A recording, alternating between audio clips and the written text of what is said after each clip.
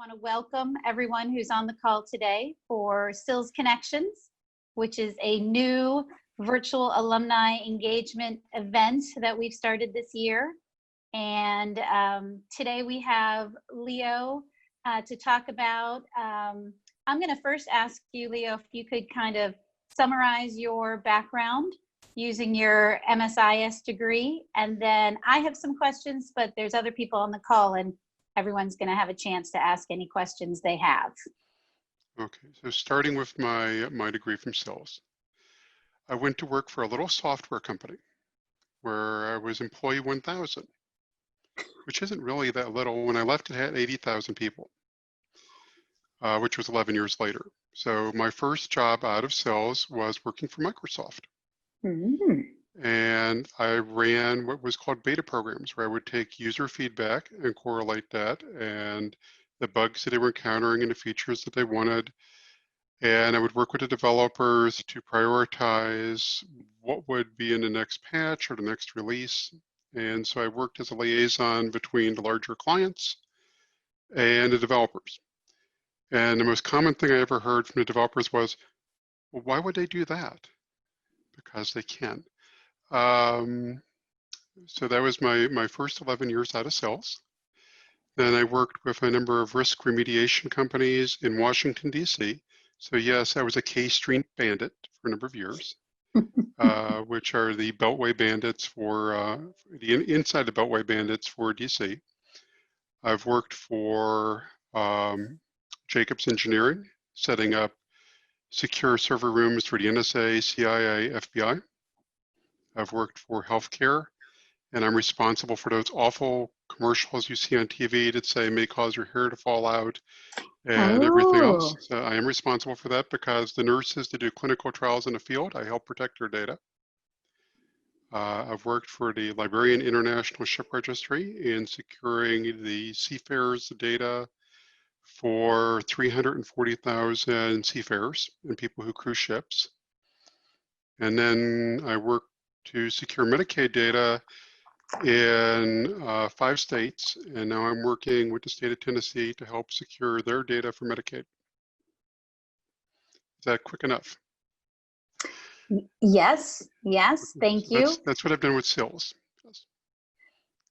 So I know that in our talks over the years, one of the things that you have strongly suggested is how important it is to build your network.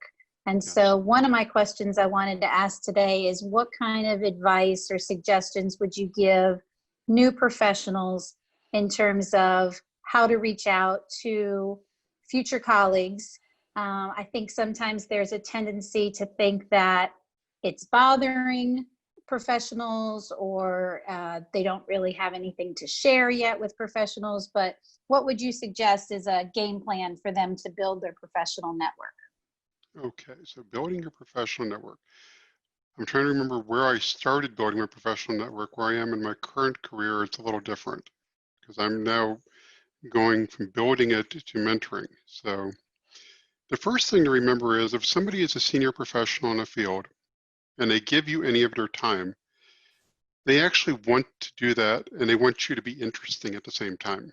They want you to be successful. They want you to be interesting. And if they're giving you of your time, then there's no reason to be embarrassed or, feel ashamed, any type of reason why you shouldn't be in the room or on the call with them. I mean, normally I started this before there was a lot of online communications, and I would normally go to conferences, and I would just simply go up to people and go, "Hi, I'm Leo," because I'm shy.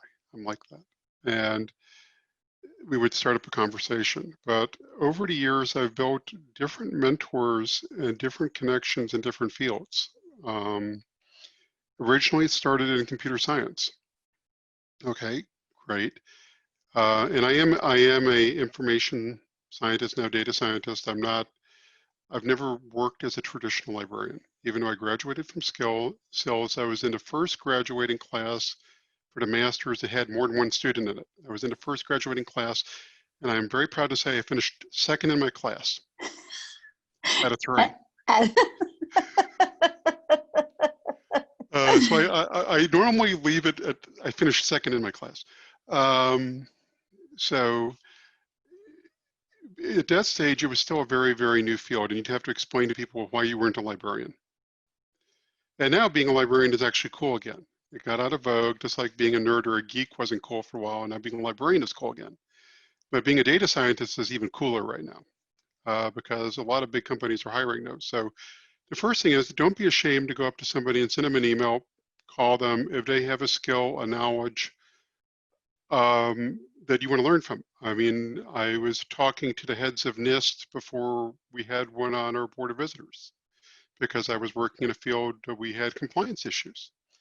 I even got into the schools because, okay, this is full disclosure, I wasn't the best student. I got into school, and we've recently had Professor Moran pass. But I got into school because I was just coming out of the Army, and I showed up in uniform, and I actually talked her into letting me into school because I didn't quite have the grades. And she thought that I was persistent enough to where she became my first mentor in the department. So I do miss her terribly. But it's a matter of if somebody has knowledge you want. One of my friends said it's your job to go steal the knowledge. And going up to them is, you might get a couple rejections, but I found over the years that if you have a sincere need for what they know, most people will give you some of their time. Maybe not a lot, but I'll give you some. So ask. If you don't ask, you won't get. And that's counterintuitive to some people because we're normally a very reserved group. We're not like the doctors, the lawyers, or the plumbers. We're kind of a reserved group. And I am a bit of a comedian. I always was a class clown. So that's also truth and discovery there. So right now, where I'm at, my network, I'm working with the heads of CMS to develop the next rounds of certification for the states for Medicare and Medicaid. Some of my mentors are in security. I work with retired directors of the CIA and FBI as mentors. I also try to learn what I can when I'm at the SILS meetings, and when the professors come in and they present something amazing they're working on, I try to follow up with them and repurpose that for what I'm doing, such as we had a presentation on makers spaces a couple SILS meetings ago, and I've used that in my community involvement. And in a local school where we started a foundation to support it, we've been able to create a maker space. Okay, sometimes the maker space is a little dangerous. Don't hand 8th grade boys model rockets. There's some learning at every step, but I've tried to use that collaborative feedback in building that network. And I use LinkedIn, I use Facebook, I use direct mail. I'll pick up the phone and call people. Sometimes that throws them off a little bit because people are now expecting spam calls, but if you leave a voicemail, it'll generally follow up with you. Might be 6 months later. So that's what I do for building a network. I don't know if that answered the question. No, definitely. Okay. Another thing I wanted to make sure we talked about today is you have had a background in building and working with international and cross-cultural teams. Yes. And can you talk a little bit about that? That started with Microsoft. It was a rather unusual team. My developers were in Israel and India. My sales team was in New York City, and my support team was in Charlotte, North Carolina. We all spoke English and couldn't understand each other. So that was my first experience in cross-cultural multinational teams. I've tried to, especially starting in Microsoft, understand the importance of diversity. And this is not meant to be an ethnic slam on anything, so if I say anything out of turn, please forgive me. But the way people problem solve in Ireland, India, and Arkansas is not the same. And getting everyone to talk about an issue, because I've worked a lot in problem solving, more so than planning or proactive. But when you're doing problem solving, you find if you can get people on a team to, especially a multinational team, you're going to get a variety of experiences and a diversity of, we're all on the same planet, but our thought processes are different. And using that and encouraging that, and in some cultures, people are a little less outspoken. So they, there's the old example that, you have somebody from New York and you have somebody from Mumbai talking, the person from Mumbai can get run over sometimes. And you have to balance out those issues when you're leading a team. My teams right now are a little less diverse on the Medicaid, Medicare side because they have to be US based in order to work on the data and eligible to work in the US. When I worked at the Liberian International Ship Registry, which is based in Vienna, Virginia, they had offices in 14 countries. And as such, we had a wide range of opinions, sometimes multiple opinions from the same people. But bringing those to the table and working through them was, we always ended up getting a better result if you could coax the shyer ones and moderate the ones that were a little bit more vocal. Leo, we also had a question in the chat about networking. What would you recommend in terms of conferences for data science or project management? Do you have any preferences there? Gosh, there's so many. I'm trying to make sure the fan isn't bothering anyone. If the shadows are a problem, I'll turn the fan off. When you're saying if you're that particular, that's such a broad field. Are you working in software development? Are you working in the nonprofit sector in the museum field? There's a conference for the American Association of Museums that have been part of in developing new curriculums using technology. When you say something that broad in terms of building a network, it's almost impossible to answer, but the virtual symposiums, getting people to know people at the grassroots level in that field, and then singling out some subject matter experts. And I tend to gravitate towards tech speak, not library speak.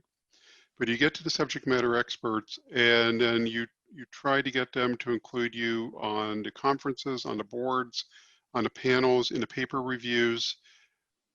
If you really want to know what's going on, I found that getting involved in a peer review of papers is one of the ways. If you're starting to peer review papers in an area that you're really, really interested in, you're going to meet all the subject matter experts.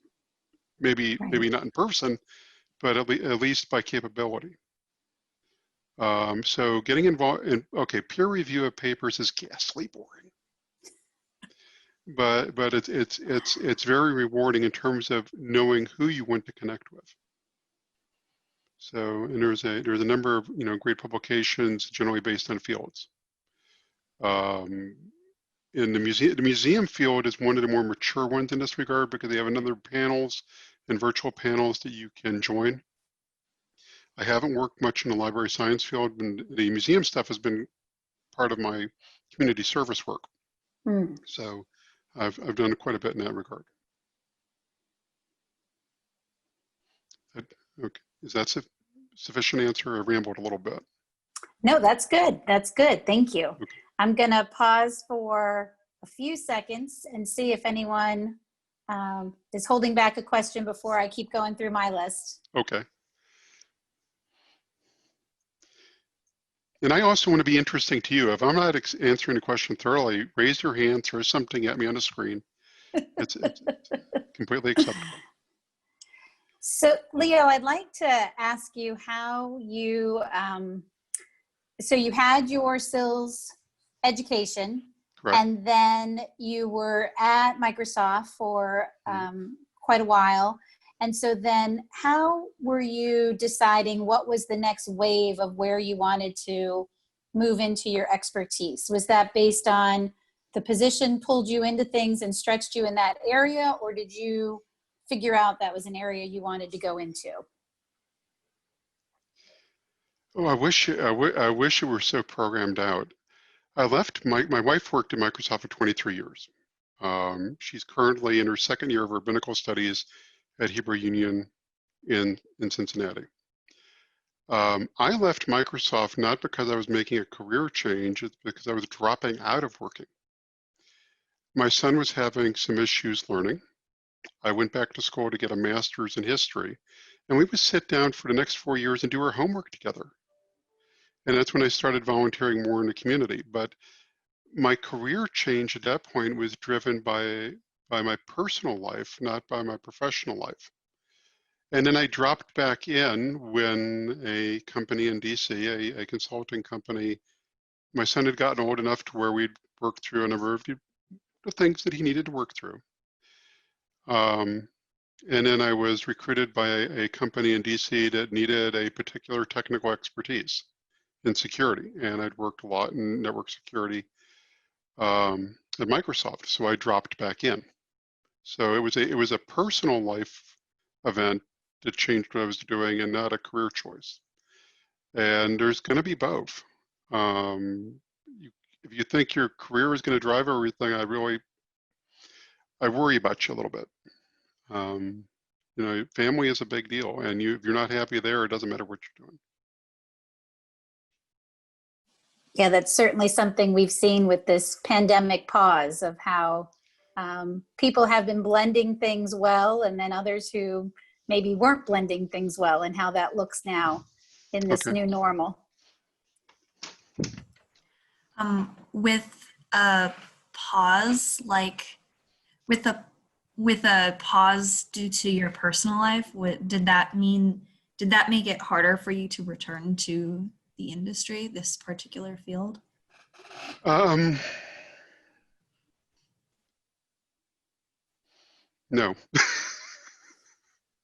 I left Microsoft at the top of my game. I was the year that I left Microsoft, I was the runner-up for Engineer of the Year worldwide. I'd been lead engineer for the Charlotte office, which had about 2,000 people at the time. It's a little smaller now because it's more distributed. I think I was top on the stack rank. I think 6 out of 7 years I was an engineer. I worked in progressive areas of responsibility. I didn't have the same job each time, and each of my positions worked into a deeper area of technical expertise and network security. So when I was given the opportunity to work in DC, I was working for a private risk remediation company that called me back that was formed by a former CIA director and a former FBI director, and I was working for a former CIA station chief for the Caribbean, who was my immediate boss, and an attorney who had been Nixon era, who had been disbarred. And so there were some colorful people there. And I worked with James Lee Witt. I worked with James Woolsey, William Sessions, Wesley Clark. And at the time, 2004 to 2008, those were some pretty good Washington insiders for that generation. So they had a need for a particular skill. I fulfilled that, and then I used that opportunity to catch back up on what I'd missed in a couple of years that had been in between. So I went from being definitely a Microsoft person to a Washington, D.C. person, but I still lived in North Carolina, and you're looking at my normal work environment, by the way. Even for the last several years, 19 years, I primarily worked remotely.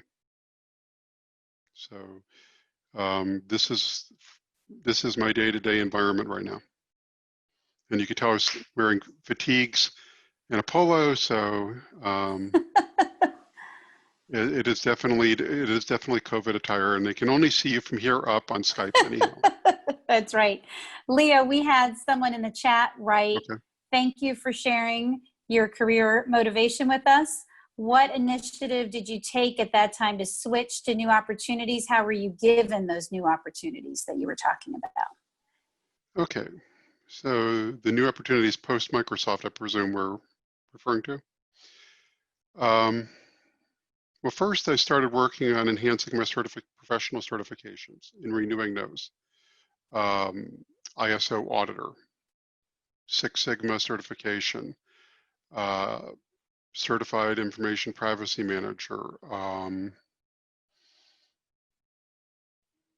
So there were a number of different certifications that I worked on in improving my credential set in that regard. And I went back to school for a third time for a master's certificate in government compliance from Villanova. So I'm at 2 masters and a master's certificate and a halted PhD, which I haven't finished. Probably won't finish at this point. So the opportunities that created themselves those were through personal connections. That in developing that network in DC, I was able to move from opportunity to opportunity and also generally better employment positioning, salary, opportunities, etc. And the working for Jacobs Engineering and working for the NSA, CIA, setting up server rooms, that was the height of my security clearance. And then working for the Liberian International Ship Registry was probably the peak of my my international experience. And now I've kind of dialed back a little bit to where I'm trying to switch from a reactive mode to a proactive mode. And in working with the states through certification programs, compliance programs, keeping medical data safe.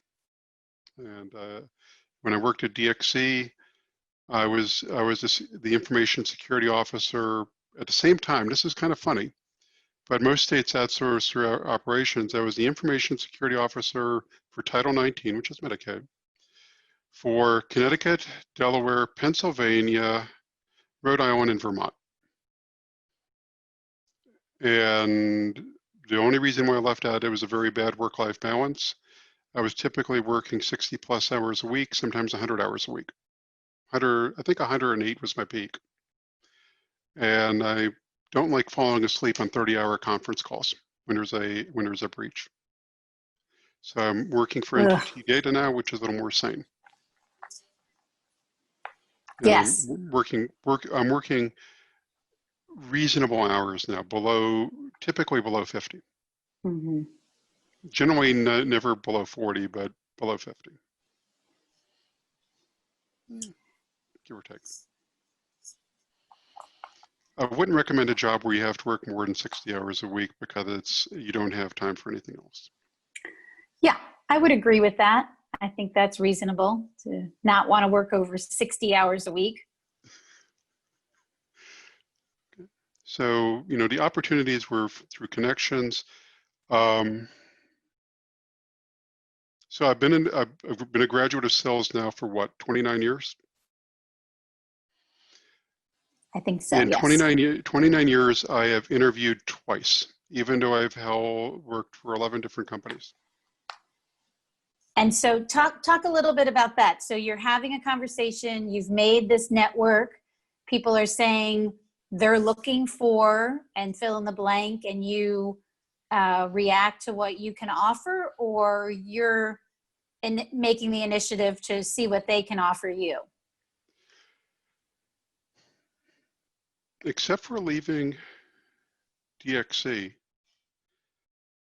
where I was the one looking, these were offers brought to me. I did not look. I got the initial position with Microsoft, built the base of the reputation that I have, and people would recruit me. I would not,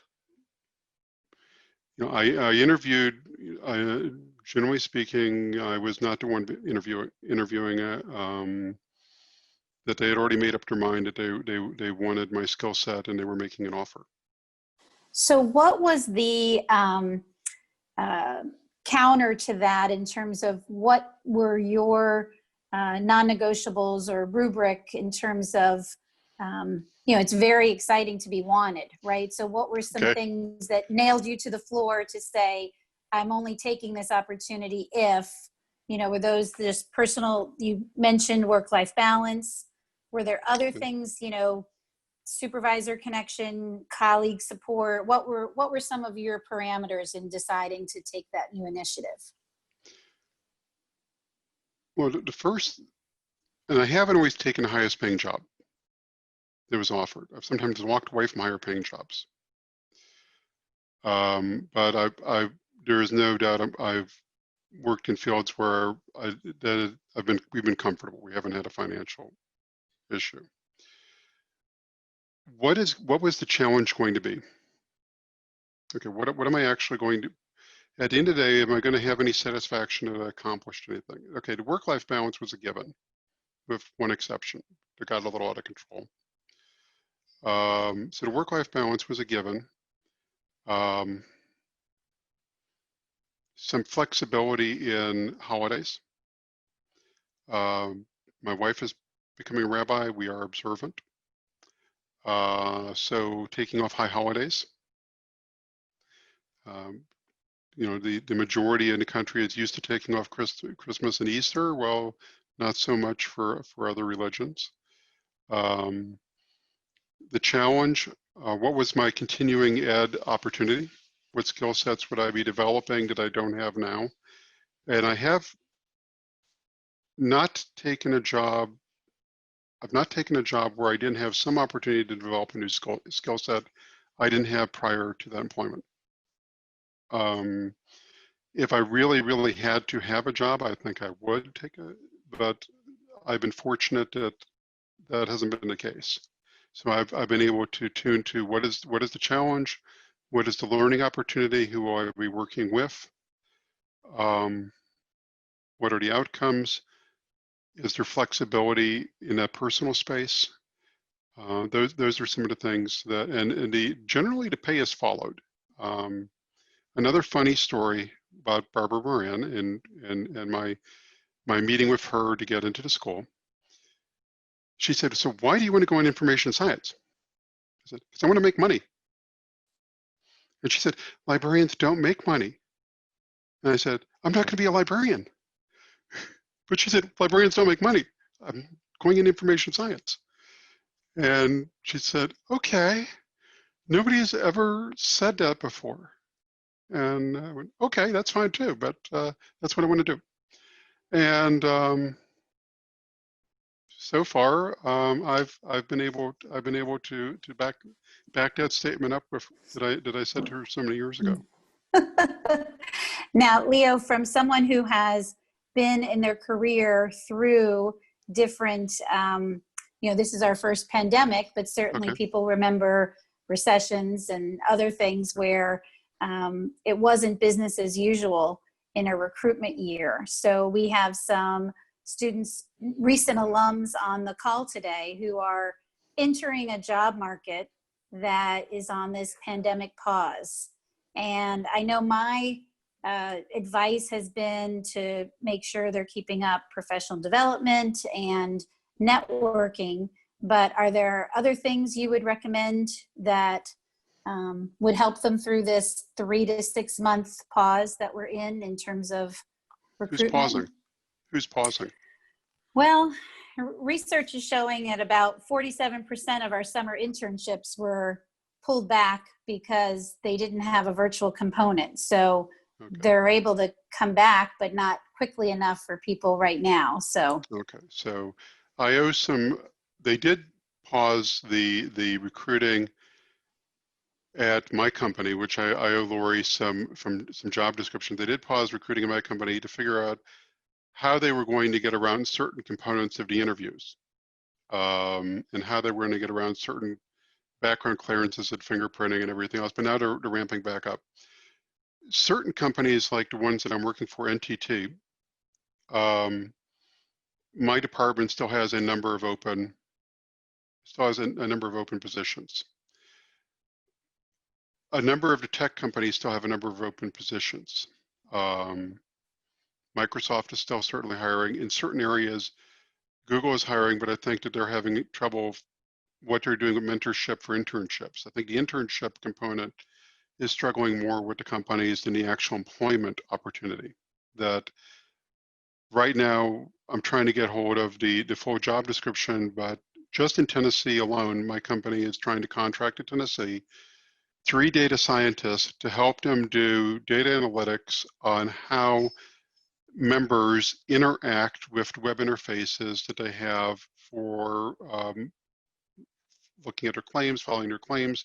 And you have to remember, though, that most of the people on Medicare, Medicaid, even though they are all age ranges, the curve tends to be at the higher age range. And how these people interact with technology, how much data you can put on the screen, what fonts, where they will look on the screen, which goes back to our dean's previous research, just how people interact with the screen visually, where to look on the screen, and how do you make sure you position things where it's going to catch their attention. And so they're hiring data scientists right now to crunch this to try to make, especially in light of the online necessities of COVID, to make the experience with the website more efficient. And so they're hiring 3 data scientists, and I've asked the hiring manager for that because he can't find industry veterans that are doing this. Would you hire directly out of grad school? And he said, send me the resume. Great. Wonderful. I don't know if that's the line of work somebody wants to do, but if Right. that is interesting to somebody, then this is not the only state doing this, and CMS, the Center for Medicaid Services, is directing that the states do more of this work. That as they're unable to go into offices and they're unable to act with patient advocates the way they have in the past, the necessity to forcing this event has forced a move to online where it hasn't existed before. Mm-hmm. In a lot of ways, while we're having Zoom right now. Mm-hmm. So that's something to keep in mind, that while it is closing some doors, it's creating new opportunities. Right. This takes a little bit deeper dive to find them. Mm-hmm. I agree. We had a question in the chat come up for program management. What qualifications are expected, and how does an MSIS uniquely helps someone convince an employer they're a good program manager? Okay. First off, do you have a program management certificate at this point? No. I don't think they do. That's fine, because I still don't have one, and I'm a program manager. It helps because it's a checkbox, but the entry-level program manager positions exist. They're generally a lot of the positions in that regard start with audit, and at least ones that I work with, the entry-level program manager positions are looking at compliance, program burn through, measurement against controls like CMS controls, adherence to budget. So they're looking at some very granular metrics. They're not in charge yet. But when you're looking at a program manager, generally a program manager has multiple people working below them, the senior program manager, that are tracking and executing on various parts of a larger project. So where do you, okay, so that said, where does the information science degree fit into getting in that door? Well, a lot of these programs don't have mature metrics. So somebody to come in and understand the data and turn that data into information that is actionable. You know, it's a lot of, what is it when the professors at Chapel used to say, well you know, the students would come up to him and say, how is it coming on your paper? Well, I've checked out a lot of books. Well, that's not actually progress on a paper. So you've got a lot of data, but you haven't converted it to anything yet.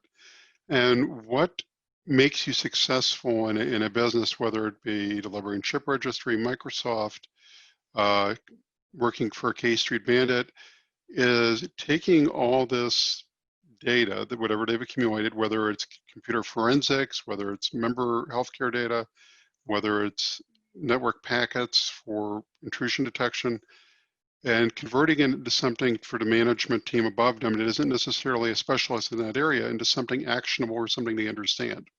So you translate data into something useful and actionable. So the information science degree now, it was a little rough at the beginning explaining that because nobody understood that. But now they're hired at a fairly high rate in these companies. You know, when you're looking at banks hiring people with the undergraduate degrees, it's because they're looking for something that's someone who has demonstrated that aptitude. At the graduate level, they're looking for somebody they can put in there and has the actual skills to, on their own, change data to something actionable.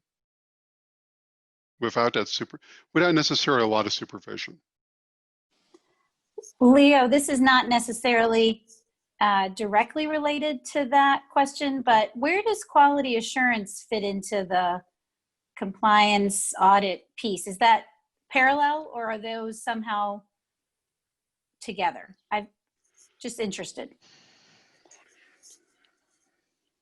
Quality assurance fitting into compliance. Or does it? I don't know. I'm just. Well, compliance in my world for healthcare right now, and it's varied at different times in my career, compliance to me is very lockstep for CMS. It's, do you have a policy? Do you have a procedure? Do you have evidence of following the procedure and the control associated with this? And then the last one, can you prove it's reproducible? So the quality in my world, we're not necessarily, it's not really a production environment per se. It's a risk reduction environment that we're doing this with security. I know we're primarily in security. We're doing this in a way to. There's always bad actors out there. We're never going to have a perfect mousetrap. Have you done due diligence to reduce risk? Can you demonstrate that? Was it reproducible? And do you have, at each step, do you have the components necessary to prove that when there was a breach? Because in my world, hacking does happen. But did you act in a prudent manner or were you negligent? And then that determines how much the penalty or fine is going to be for the entity that I'm trying to protect. You know, it's being in data security right now is kind of like being a hockey goalie. People are going to continuously take shots on you. Eventually, one has to get through no matter how good you are or how much you've invested in that protection, but one will eventually get through. How much of the, is there a gap between your recommendations and the follow through from your clients? And so how much of that impacts the possible fines? The gap is generally budget. Leo can be very expensive in his ideas. So there is the cost benefit analysis, and then there's the actuary, and you know, what is the likelihood of risk versus the cost, and then the recommendations and the outcomes get prioritized when there is a gap. So it becomes a cost benefit analysis. What is the likelihood? What is the risk? What is the cost? What is the cost of failure? And you can't, there is not an infinite budget to do everything we do. And this is where I have to work with, you know, some people at the state, and we get in a room and we thumb wrestle. And then we see where that takes us. I am very persuasive, by the way. I tend to get the majority of what is needed. I tend to. I'm going through one of those exercises right now. Oh. And even in a budget crunch situation with the state of Tennessee, they have been very receptive when describing the risk. And this is a very tight time for states right now where they're very uncertain, and I'm sure the university is feeling this equally, that if you position a risk appropriately, you kind of paint them in a corner. And I try, that's what I do professionally right now, paint them in corners. You really should be doing this. Otherwise, this bad thing could happen. And once you've said it, if they don't do it, then is it on, like it wouldn't come back to you then, right? Because you've suggested it? Well, there's a formalized process there. If you're unable to take a corrective action in this type of federal contract type environment, then there has to be a risk acceptance that goes up through the process, that goes to CMS and all parties. If we're doing this correctly and we're documenting it properly, and this isn't something that falls into an area that is a negligent or gap, if we're doing this correctly, then all parties understand the risk that has been accepted. Mm-hmm. And that is a formalized process. And there are people who specialize in those, even in the MIS areas. There are people and colleagues that I work with that have been through, we're not going to mention other schools, are we? Syracuse. Nah. Michigan. Where they specialize in this type of analysis. Mm-hmm. Okay, so you're assuming a risk. Insurance companies love those people, by the way. Mm-hmm. That helps them determine premiums. And it's generally now people in data science and information science, and not the CPAs that are doing this. The CPAs simply put a dollar once this has been weighted according to the matrix developed. And why did that shift happen?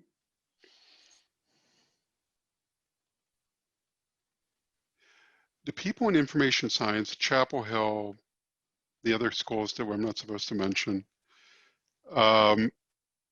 showed a greater aptitude for thinking outside of the box and looking at variables than an accountant would. That the skills, one of the skill sets that came out, at least from my generation of information science, is that we saw holes in the data or data that we weren't collecting properly. And there's my wife going back to her studies, or she's walking through, but so they looked at it, they looked at a gap, and they found gaps in the data. And finding out the data you don't have is as important as analyzing the data you do have. Yeah, it's always good to hear how this degree does something better than other degrees. So it is uniquely situated in that regard, because almost all data sets are predicated on one line of thinking that occurred before. Very few environments that I work with stay static. And security, certainly not at all. So I want to make sure we properly thank Leo for joining us today. It was really, really wonderful to be able to pick your brain in a public forum and introduce you to some of our students and recent alumni.